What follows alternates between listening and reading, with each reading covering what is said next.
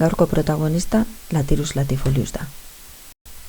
Euskaraz, Lathyrus batzuei aizkola deitzen zaienez, etimologiarekin bat eginez, euskal izen gisa hosto handiko aizkola proposatzen dut. Etimologiari dagokionez, bi gauza kontatuko dizkizuet. Lehenengoa, Lathyrus, grekotik eratorritako izen generikoa da, eta ilarraren izen zaharrari dagokiola.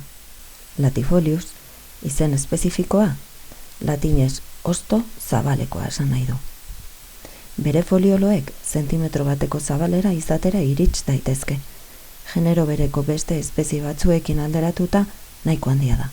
Lurrazpiko zurtoin zurkara vertikal batetik hasten da. Errizoma. Errizoma horretatik urtero hainbat zurtoin aterako dira. Zurtoinak adarkatuak dira eta luzetara 1 edo 3 milimetroko zabalerako bi hego dituzte. Eta egoiek zertako nahi ditu? Fotosintesia ahalik eta gehien egin ahal izateko. Hosto konposatua du, 2 foliolotan banatuta. Bien artean zartzilo edo kiribil bat dute. Txortena ere hegalduna da, zurtoina bezala. Zurtoinean hostoen oinaren oinarrian estipula obalatu batzuk ezartzen dira, atzerantz isats antzeko bat dutenak. Loreak pedunkuluaren goikaldean taldekatzen dira.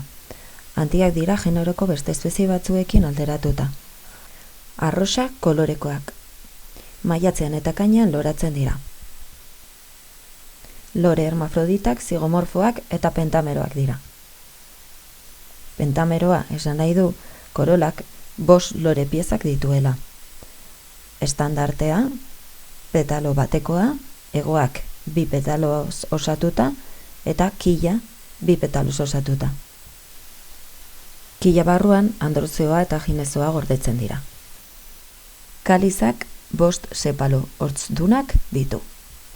Leguminosa edo Fabaceae familiako landareak batez ere himenopteroek bizitatzen dituzte. Lorea oso ondo egokituta dago intsektuak erakartzeko.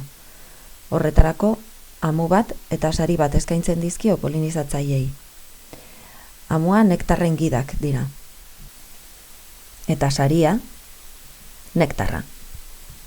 Estandarteak lorearen beste zatiak estaltzen ditu, eta nektar gidak aurkezten ditu. Erle bisitarien euskarri gisa funtzionatzeaz gain. Egoek kila beheraka eramaten duten palanka gisa funtzionatzen dute.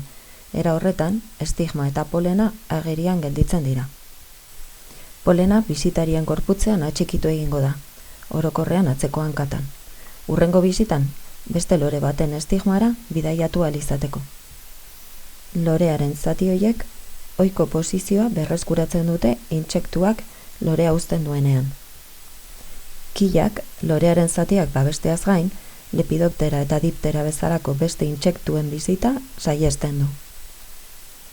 Polinizatzaileek trebetasun bat garatu behar dute, beharrezkoa den indarra aplikatzen ikasteko. Kilaren barrenean dagoen saria eskuratu ahal izateko. Espezie honetan polinizatzaileak egin beharko duen indarra 10 gramokoa da. Aurreko guztia kontutan izan da, polinizatzaile potentzialak himenopteroak izango dira. Apis mellifera, bombus espezie desberdinak, osmia aurulenta edo beste batzuk. Fruitua gaztaina koloreko lekalea da. Pubeszentea gutxi gorabehera 5 zentimetroko luzera eta 5 milimetroko zabalera duena.